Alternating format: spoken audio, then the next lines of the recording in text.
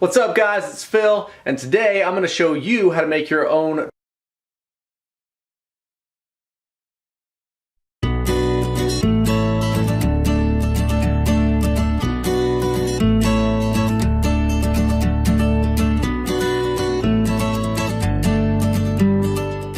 using simple stuff that you can find right at your big box store. So you're going to need a couple of pretty decent tools. This isn't something you can just slap together with a screwdriver, but here's a list of the tools you're going to need, and also here's some of the supplies.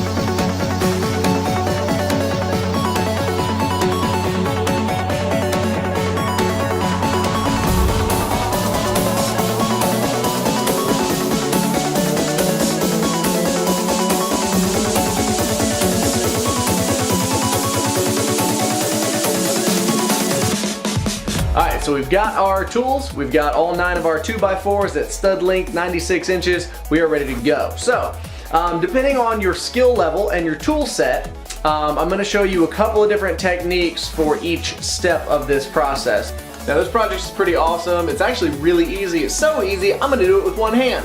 That's a joke, I broke my hand. The first thing we're going to do, to go ahead and get started here, we're going to start by building the bench top. Now on this particular project I'm going to do it 8 foot long, so what we're going to do is just take all 4 of our straightest, flattest boards that we found in that pile, and I know you looked through that pile and found the best boards that you possibly could. So we're going to take those boards, and one thing that we're going to do is make sure that our grain is lined up the way that we want it to go. So this grain cups upwards, this cups downwards, this one cups upwards. Now there's 2 ways to do this. The first way I'm going to show you is a true laminate. So we're going to turn up all of these boards and I'm going to laminate across all of them, clamp them together. The second way is to use pocket holes. Now I really don't recommend using pocket holes because it's nowhere near as strong of a bond, but if your boards are really straight, or if you want to be really cool and go over to your table saw and joint them, hey, go for it. But again, that depends on your skill set. The easiest way to do this is to simply put them together with some pocket holes. Make sure that you put a good amount of glue in between the pocket holes, and you could be just as good doing this project yourself.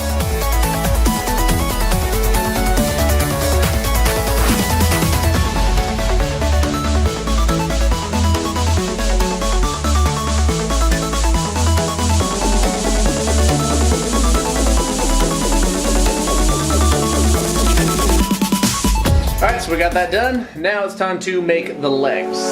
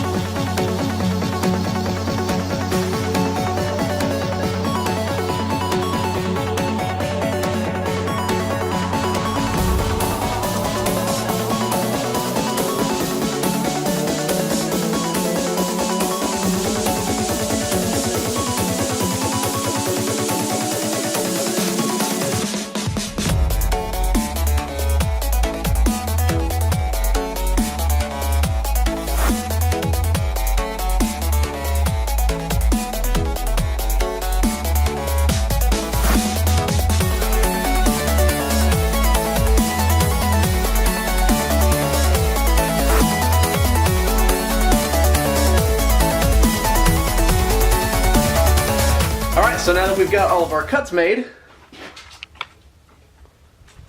we're gonna go ahead and start putting this together. So the first thing we're gonna do is get our legs put together. So grab those 13.5-inch sections and separate them 2 and 2.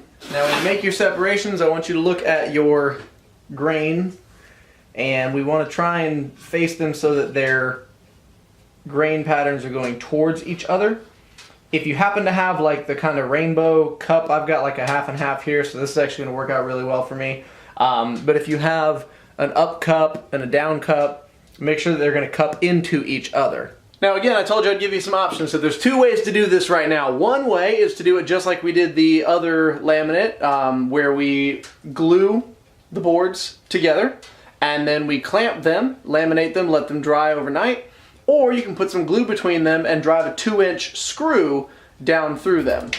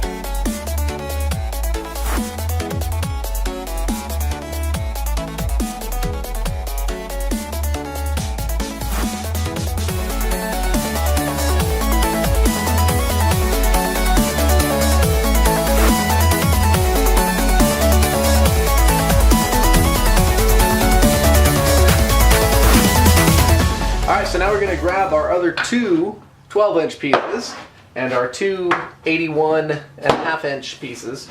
We're going to set the 74.5 to the side now, and our slanted pieces to the side. We're going to go ahead and build these into a box, and that's going to start our frame.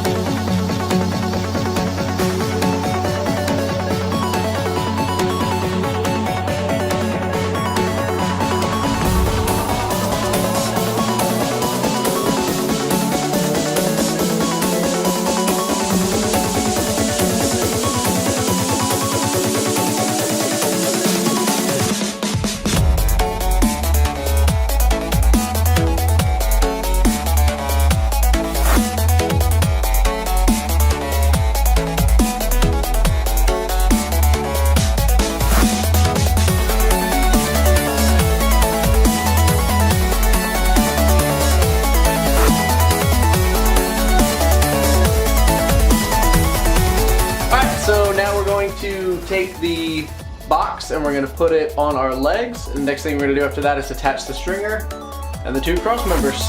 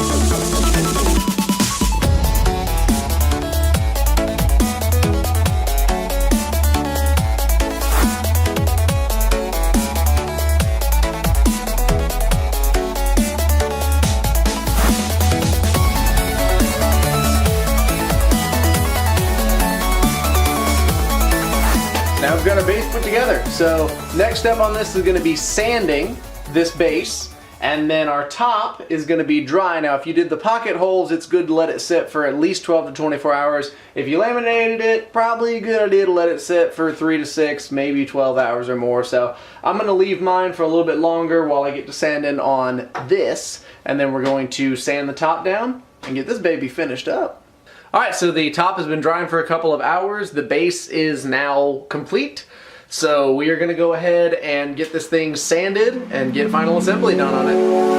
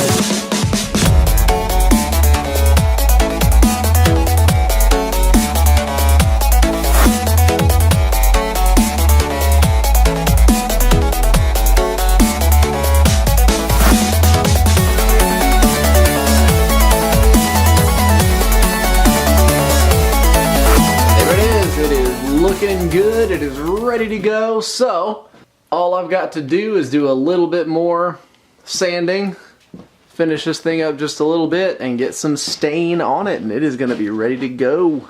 So that's it, guys. Turned out really awesome. I hope yours looks just as good. This is a pretty easy project, so if you have any questions, please feel free to comment below. Make sure to like the video, subscribe to my channel, and shoot me an email if you have any other questions.